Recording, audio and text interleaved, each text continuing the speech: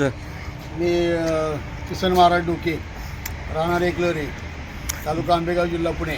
जिल्हा परिषद पंचायत समितीची रणधुमाळी चालू झालेली आहे. कोण कोण उमेदवार उभे आहेत माहिती आहेत का तुम्हाला? आहे माहिती. कोण आहेत?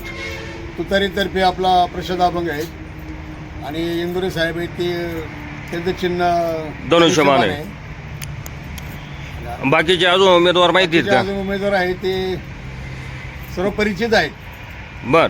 महाविकास आघाडीचे उमेदवार आहेत. या ठिकाणी आंबेगाव तालुक्यामध्ये यावर्षी राजकारणामध्ये खूप बदल झाला आहे. त्यामुळं नवीन पिढीला चांगली संधी देण्याचं काम आता ग्रामस्थ मतदार करतील.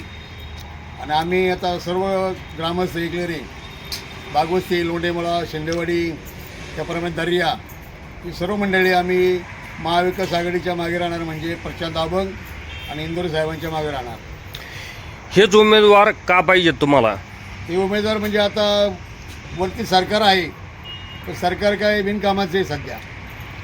काय विकास म्हणतात, विकास अजून काही झालाच नाही. नुसत्या घोषणा, वल्गना. आता आपण पाहतोय महाराष्ट्रात काय चालले, परंतु त्यांचंच खाली हे चाललं आहे. परंतु आज शरद पवार साहेब आणि शिंदे साहेब, त्यामुळे उद्धव साहेब यांचा दबदबा आता यावर्षी महाविकास आघाडीचा चांगला दिसून आलेला आहे.